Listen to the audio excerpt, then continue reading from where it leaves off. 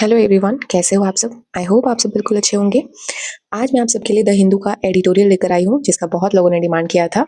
और हम इस एडिटोरियल पार्ट का, इस आर्टिकल का वर्ड टू वर्ड ट्रांसलेशन करेंगे और साथ ही साथ रीडिंग स्किल्स इनहेंस करेंगे। डिफ़िकल्ट वर्ड्स जो होंगे मैं वो भी आपको कराते चलूँगी और हम डायरी पेन लेकर बैठना और उसमें वो सारे वर्ड्स नोट डाउन करते चलना। इससे पहले अगर आप मेरे चैनल पर नए आए हो then please subscribe my channel और बेल आइकन दबाना मत भूलना, ताकि आपको डेली की नोटिफिकेशंस मिलते रहें। तो बिना देरी के शुरू करते हैं। The 3 C's that haunt Indian education today। 3 C जो आज भारतीय शिक्षा को परेशान कर रहे हैं या डरा रहे हैं, वो 3 C कौन से हैं, आज हम इस आर्टिकल के थ्रू हमें जानने को मिलेगा। The introduction of the high profile national education policy 2022, मतलब जो राष्ट्रीय शिक्षा नीति 2020 थी, उसका जो इंट्रोडक्शन था, उसकी शुरुआत जो थी, हाई प्रोफाइल शुरुआत, मतलब जो बहुत ज़्यादा जब आया था, कितना पॉपुलर हुआ, हर जगह इसकी बातें चल रही थी। तो ये जो हाई प्रोफाइल इसकी जो शुरुआत हुई, हैज़ हिडन, इसने छिपा दिया है। हैज़ जो है प्रेजेंट परफेक्ट टेंस शो करता है, चुका है, चुकी है के सेंस में लेते हैं, और इसके साथ हमेशा वर्ब का थर्ड फॉर्म आता है। तो हाइड का थर्ड फॉर्म हिडन। तो एजुकेशन पॉलिसी, राष्ट्रीय शिक्षा नीति 2020 की हाई प्रोफाइल शुरुआत ने छिपा दिया है क्या? द रियलिटी ऑफ गवर्नमेंट, सरकार की वास्तविकता की एक्चुअली पॉपुलैरिटी हुई कि लोगों ने उस पर ध्यान नहीं दिया कि सरकार की क्या इंटेंशन है, और रियलिटी जो है उसे छिप गई। तो आगे बढ़ने से पहले एक चीज़ और मैं बता दूं कि ये जो एडिटोरियल है ये सोनिया गांधी के द्वारा लिखा गया है। तो इसको कोई वो पॉलिटिकली मत लेना कि इसमें जो लिखा है वो सब सही ही होगा। एक पार्टी दूसरी पार्टी पे हमेशा ब्लेम करते आए हैं, ये हम हमेशा से देखते आए हैं। तो ज़रूरी नहीं है कि सही है, लेकिन हो भी सकता है, वी नेवर नो। तो हमें सिर्फ एक फैक्ट की तरह और नॉलेज लेने के लिए इसे पढ़ना है, इसे समझने की कोशिश करनी है, और किसी चीज़ों पे ध्यान मत देना। That is profoundly indifferent to the education of India's children and youth. Profoundly मतलब बेहद, बहुत ज़्यादा, जो बेहद उदासीन है, इंडिफरेंट, जिनको कोई इमोशनल अटैचमेंट नहीं है, बहुत उदासीन है किस चीज़ के प्रति? To the education of India's children, Bharat के बच्चों और युवाओं की शिक्षा के प्रति जो सरकार बिल्कुल ही बेहद ही उदासीन है। The union governments track record, जो केंद्र सरकार की एपोस्ट्रोफी एस ऑफ के काके की सेंस में यूज करते हैं, तो जो केंद्र सरकार की ट्रैक रिकॉर्ड रही है, मतलब पिछले सालों में उन्होंने जो भी काम किया उसका जो रिकॉर्ड रहा है ओवर द लास्ट डिकेड, पिछले 10 सालों में, डिकेड कहते हैं 10 सालों को, तो जो 10 सालों में उनका रिकॉर्ड रहा है, has convincingly demonstrated that in education, पिछले एक दशक में जो सरकार की, जो केंद्र सरकार के ट्रैक रिकॉर्ड रहे हैं, उसने स्पष्ट रूप से, कन्विंसिंगली मतलब स्पष्ट रूप से, डेमोन्स्ट्रेटेड मतलब प्रदर्शित किया या दिखाया। यहाँ देखो हैज के साथ वर्ब का थर्ड फॉर्म ईडी लगा है, ठीक है। तो उसने बहुत ही स्पष्ट रूप से दिखाया क्या? कि इन एजुकेशन, शिक्षा में, इट इज कंसर्न, ये चिंतित है, ओनली सिर्फ with the successful implementation of 3 core agenda items. इनको किस चीज का चिंता है? सिर्फ केवल 3 मुख्य एजेंडा मदों के सफल कार्यान्वयन या सफल तरीके से लागू होने। अब ये 3 कोर एजेंडा क्या है वो हम आगे समझेंगे। वो 3 सी क्या है? First, the centralisation of power with the union government. Centralisation मतलब केंद्रीयकरण, तो केंद्र सरकार के पास सत्ता का, पावर का केंद्रीकरण, मतलब पूरी तरह से सत्ता जो है वो, पावर जो है वो केंद्र सरकार के हाथ में हो। पहला हो गया सेंट्रलाइजेशन, मतलब केंद्रीकरण, पूरी तरह से केंद्र के हाथों में हो चीजें। दूसरा है commercialisation and outsourcing of investments. Commercialisation मतलब होता है व्यवसायीकरण या बिजनेस के पर्पज से। Outsourcing of investments in education to the private sector. Private sector मतलब निजी क्षेत्र के द्वारा शिक्षा में निवेश का व्यवसायीकरण, मतलब जो भी खर्चे होते हैं एजुकेशन में, एजुकेशन सिस्टम में जो भी एक्सपेंस होता है, जो भी, वो सारे उसमें प्राइवेट सेक्टर को भी इंक्लूड किया जाए, ताकि उन पे बर्डन कम आए, गवर्नमेंट पे बर्डन कम आए। And the communalisation of text books, curriculum and institutions. अब देखो यहाँ पे 3 वर्ड्स, एक तो आया सेंट्रलाइजेशन, 3 सी में से फर्स्ट सी था ये, दूसरा था कमर्शियलाइजेशन, एंड थर्ड है कम्युनलाइजेशन। सेंट्रलाइजेशन का मतलब था केंद्रीयकरण, केंद्र के हाथ में पूरी तरह से। कमर्शियलाइजेशन मतलब व्यवसायीकरण, बिजनेस के पर्पज से, व्यवसाय के पर्पज से, व्यापार। कम्युनलाइजेशन का मतलब होता है सांप्रदायिकरण, जिसका मतलब होता है किसी एक स्पेसिफिक रिलीजियस या एथनिक ग्रुप को प्रायोरिटाइज करना, मतलब उसको प्रायोरिटी देना, उसको प्राथमिकता देना ओवर द लार्जर सोसाइटी। एक मतलब बड़े पर्सपेक्टिव में हर किसी को इंक्लूड ना करके किसी एक पर्टिकुलर रिलीजन को सपोर्ट करना या उसकी तरफ चीज़ों को मोड़ देना। तो इन्होंने लिखा है कि कम्युनलाइजेशन ऑफ टेक्स्ट बुक, मतलब टेक्स्ट बुक को यूज़ करना किस चीज़ को प्रमोट करने के लिए, कि वो टेक्स्ट बुक या वो जो करिकुलम है, वो सिलेबस है, वो बड़ा जो एजुकेशनल इंस्टीट्यूशंस हैं, संस्थान हैं, वो सारे मिलके कोई एक किसी एक रिलीजन या एक कम्युनिटी को प्रमोट करें, ऐसे टेक्स्ट बुक बनाना चाहती है ये गवर्नमेंट। कम्युनलाइजेशन का मतलब आप एक डायरी में लिख सकते हो, प्रायोरिटाइज एंड स्पेसिफिक रिलीजियस या और ethical groups over larger society. तो हमने समझ लिया वो 3C कौन से थे जो इंडिया के एजुकेशन सिस्टम को आज के डेट में परेशान कर रहे हैं इस एडिटोरियल के अकॉर्डिंग। आगे देखते हैं। ब्रेजन सेंट्रलाइजेशन मतलब साहसी केंद्रीकरण। अनचेक्ड सेंट्रलाइजेशन जो अनियंत्रित केंद्रीकरण है, जिसपे कोई नियंत्रण नहीं, कोई कंट्रोल नहीं, कोई चेक एंड बैलेंस नहीं है, हैज बिन द हॉलमार्क। जो चीजें लंबे समय से चलते आ रही हैं उस सेंस में हम यूज करते हैं। तो जो अनियंत्रित केंद्रीकरण है वो रही है क्या? हॉलमार्क। हॉलमार्क मतलब एक तरीके का पहचान, ठीक है। तो वो एक तरीके की पहचान रही है ऑफ दिस गवर्नमेंट्स, इस सरकार के फंक्शनिंग, सरकार की जो कार्य प्रणाली है, जो कार्य करने का तरीका है, वो अनकंट्रोल्ड वे में, अनियंत्रित वे में होते आई है। ये सरकार की पहचान है ओवर द लास्ट 11 ईयर्स, पिछले 11 सालों में। बट लेकिन इट्स मोस्ट डैमेजिंग कॉन्सिक्वेंसेज, लेकिन इसका जो सबसे ज्यादा नुकसानदायक परिणाम है, कॉन्सिक्वेंसेज, देखना इसमें बहुत सारे वर्ड्स आपको मिलेंगे। जो इसका सबसे ज्यादा नुकसानदायक परिणाम रहा है कहाँ? Have been in the domain of education. शिक्षा के क्षेत्र में इसके सबसे ज्यादा नुकसानदायक परिणाम देखने को मिले हैं। डोमेन मतलब क्षेत्र किसी चीज का। The central advisory board of education, जो केंद्रीय शिक्षा सलाहकार बोर्ड। कंप्राइजिंग, कंप्राइजिंग का मतलब होता है शामिल, जिसमें शामिल है। इसको हम कंसिस्ट ऑफ भी कहते हैं। जैसे अगर मैं एक एग्जांपल दूं, पार्लियामेंट मिलकर बना है इन चीजों से, लोकसभा, राज्यसभा और प्रेसिडेंट, इन तीनों को मिला करके ही हम कहते हैं पार्लियामेंट। तो parliament comprising Lok Sabha, Rajya Sabha and president. तो कंप्राइजिंग मतलब जिसमें शामिल है, क्या क्या चीजें से मिलकर बना है वो, ठीक है। केंद्रीय शिक्षा सलाहकार बोर्ड, जिसमें शामिल है कौन कौन? Ministers for education in both the union and state governments, जो शिक्षा मंत्री हैं दोनों, बोथ मतलब दोनों केंद्र और राज्य सरकार के। तो ये जो बोर्ड है, central advisory board of education, इसमें केंद्र और राज्य सरकार के जितने भी राज्य हैं उन सारे स्टेट्स के मिनिस्टर ऑफ एजुकेशन शामिल है। अब ये देखो, ये इस बोर्ड के बारे में थोड़ा सा एक्स्ट्रा इन्फॉर्मेशन दिया गया।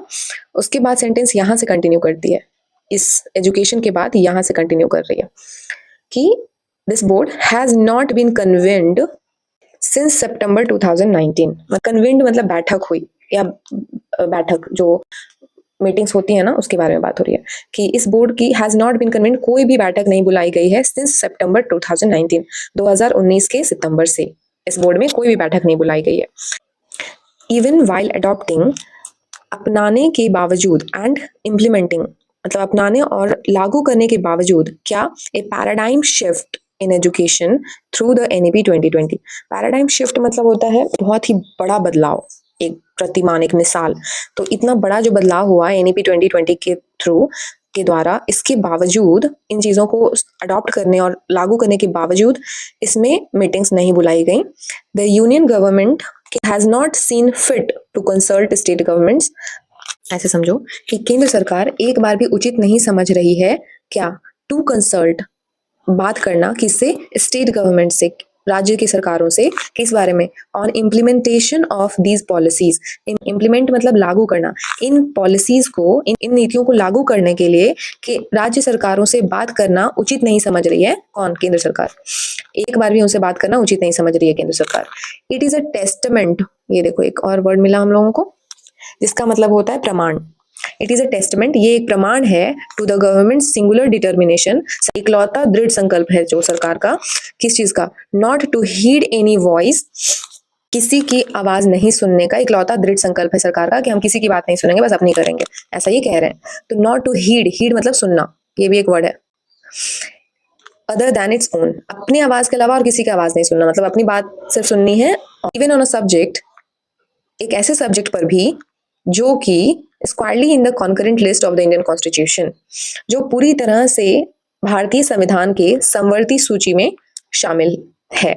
जी के आपको यहाँ से भी मिला कि एजुकेशन जो है वो किस लिस्ट में शामिल है हमारे कॉन्स्टिट्यूशन में। तो ये एजुकेशन जो है वो कॉन्करेंट लिस्ट में शामिल है, ये आप याद रखना।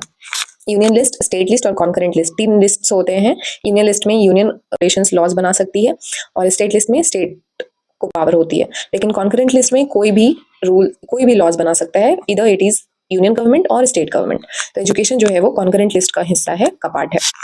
आगे देखते हैं, द लैक ऑफ डायलॉग, संवाद की कमी मतलब बातचीत की कमी, इज अकम्पनीड बाय मतलब साथ साथ, अकम्पनी का मतलब होता है साथ देना। तो यहाँ पे हुआ कि जो संवाद की कमी है, बातचीत की कमी है, उसके साथ साथ बुलिंग टेंडेंसी, दूसरों को नीचा दिखाना या धमकाना, ऐसी प्रवृत्ति देखने को मिलती है इस सरकार की। Among the most disgraceful acts, जितने भी शर्मनाक कार्य रहे हैं कमिटेड बाय दिस गवर्नमेंट, इतने सारे शर्मनाक कार्य जो इस सरकार द्वारा किया गया है कमिटेड, उसमें से एक ये भी है, इज द क्वेश्चन मतलब दबाव डालना, फोर्स करना।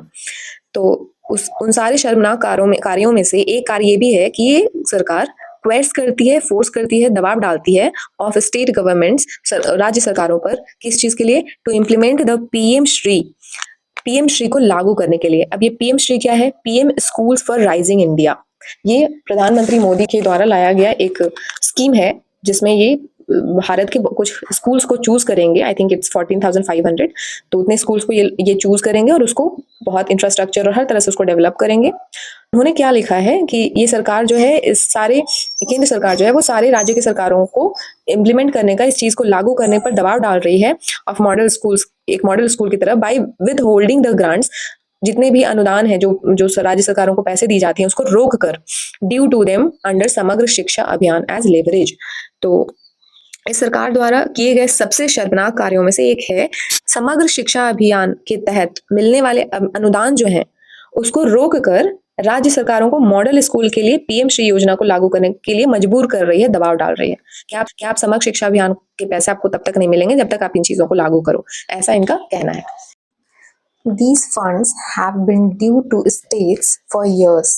ये धनराशि दी जा रही है, have been, कोई बिन का मतलब प्रेजेंट परफेक्ट कंटिन्यूअस टेंस, जो दिखाता है कोई काम लंबे समय से चलते आ रहा है या लंबे समय से होते आ रहा है। These funds have been due to states, ये धनराशि स्टेट्स को दी जा रही है for years, सालों से, as part of the financial support, एक वित्तीय सहायता के रूप में, required to implement, जो लागू करने के लिए आवश्यक है। क्या लागू करने के लिए?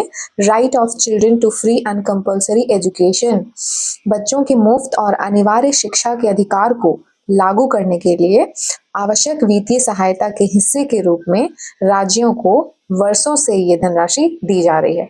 तो इस पूरे सेंटेंस का ये मतलब हुआ। Which came into force in 2010, जो 2010 में लागू हुआ। क्या? अब ये RT एक्ट के बाद एक कॉमा है और इसके बाद ये एक इन्फॉर्मेशन दी गई है जो इस RT एक्ट के बारे में बता रहा है कि ये जो राइट टू एजुकेशन एक्ट ये 2010 में लागू किया गया, पास हो गया था उसके पहले ही, आई थिंक इट्स इन 2009, लेकिन ये पूरे देश पे लागू हुआ 1 अप्रैल 2010 से। These actions betray the motivations of a government. These actions betray मतलब होता है धोखा देना, लेकिन यहाँ पर ये हम इस्तेमाल करेंगे कि ये जो कार्य हैं सरकार के, ये उसकी मंशा दिखाती है। betray मतलब एक तरीके से धोखे वाली मंशा दिखाती है, जो that cares, जो इस चीज की चिंता है, more about posturing and pursuing publicity, सिर्फ दिखावे और प्रचार करने में जिसको चिंता है और किसी चीज की नहीं है, than upholding the constitutionally guaranteed right to education, जो संवैधानिक रूप से गारंटीकृत जो राइट टू एजुकेशन है, जो शिक्षा का अधिकार है, उस चीज को लागू करने से ज्यादा सरकार को प्रचार और दिखावे में ही ज्यादा इंटरेस्ट है, उसी चीज का ज्यादा ध्यान है। It is a फ्लैग्रेंट violation of constitutional morality. फ्लैग्रेंट का मतलब होता है घोर, बहुत ज्यादा, तो ये घोर उल्लंघन है संवैधानिक नैतिकता का ये घोर उल्लंघन है। And in its 363rd report, और अपनी 363वीं रिपोर्ट में even the bipartisan parliamentary standing committee, जो द्विसदनीय जो संसदीय स्टैंडिंग कमेटी है किस चीज पर, ऑन एजुकेशन, शिक्षा, महिलाओं, बच्चों, युवाओं और खेल मर पर जो इसकी रिपोर्ट आई है, has called for the unconditional release, बिना शर्त के जारी करने की बात कही, of the SSA funds to state governments. SSA मतलब समग्र शिक्षा अभियान के फंड जो है, जो स्टेट गवर्नमेंट की रोक गई हैं, उसमें भी इस रिपोर्ट में लिखी गई है कि उस फंड को भी रिलीज करो बिना किसी शर्त के। इन हायर एजुकेशन, उच्च शिक्षा में, द गवर्नमेंट हैज, तो इन हायर एजुकेशन, उच्च शिक्षा में, द गवर्नमेंट हैज ब्रॉट, सरकार लेकर आई है, ब्रॉट ब्रिंग का थर्ड फॉर्म है ये, ब्रॉट सरकार लेकर आई है, इन द ड्रैकोनियन ड्राफ्ट, एक कठोर दिशा निर्देश, किस चीज के लिए, university grants commission guidelines of 2025, विश्वविद्यालय अनुदान आयोग यूजीसी के जो 2025 के दिशा निर्देश हैं वो सरकार लेकर आई है, which have fully written out, जिसने पूरी तरह से बाहर किया गया है, अगर किसको, स्टेट गवर्नमेंट को, राज्य सरकारों को, from the appointment of vice chancellors, कुलपतियों की नियुक्ति से, इन यूनिवर्सिटीज एस्टैब्लिश्ड, जो विश्वविद्यालय स्थापित हैं उनके कुलपति की नियुक्ति की जो पावर थी स्टेट गवर्नमेंट को, उस पावर को हटा दिया गया है, उस पावर को छीन लिया गया है केंद्र सरकार के द्वारा इस गाइडलाइन में। और ये यूनिवर्सिटीज जो स्टैब्लिश्ड हैं, फंडेड हैं एंड ऑपरेटेड बाय देम, जो स्टेट के द्वारा ही इसको संचालन किया जाता है और इसको वित्त पोषित किया जाता है, इसके पैसे, इसमें जो भी चीजें लगते हैं वो सारी स्टेट गवर्नमेंट करती है, उसके बावजूद ये पावर उनसे छीन ली गई है। द यूनियन गवर्नमेंट जो केंद्र सरकार है, हैज गिवन इट्स सेल्फ, उसने ये खुद को दे दिया है, ये पावर जो है उसने खुद को दे दिया है, थ्रू दी गवर्नर्स, गवर्नर के द्वारा। मतलब यूनियन गवर्नमेंट जो है क्या कर रही है कि सारी यूनिवर्सिटीज के जो वाइस चांसलर हैं वो वहाँ के गवर्नर को दे दी गई है, और गवर्नर जो होते हैं वो कभी एक स्टेट के नहीं होते, वो केंद्र के रिप्रेजेंटेटिव होते हैं, जो कि हर राज्य में जिनको भेजा जाता है केंद्र की तरफ से। तो यही कहा गया है कि केंद्र सरकार ने अपने आप को पावर दे दिया गया है वहां पर गवर्नर को वाइस चांसलर बनाकर, who are typically designated as the chancellor of the university. मतलब गवर्नर को डेजिग्नेटेड मतलब किसी पद पे रखना, तो गवर्नर को उस पद पे रखा गया है एज द चांसलर, कुलाधिपति के रूप में उस विश्वविद्यालय का। नियर मोनोपोली, एकाधिकार है ये, monopoly power in the selection of the vice chancellors, कुलाधिपति और जो कुलपति की जो सिलेक्शन होती है, जो चयन होती है, उसमें इस पावर में एकाधिकार देखा जा रहा है कि ये पावर सिर्फ केंद्र सरकार अपने हाथ में लेके रखी है। तो मोनोपोली हम उसी को कहते हैं, किसी एक चीज को अधिकार मिल जाना, किसी एक के हाथ में अधिकार मिलना, एकाधिकार शक्ति अपने पास रख ली गई है इन स्टेट यूनिवर्सिटीज, राज्य विश्वविद्यालयों में। This is a backdoor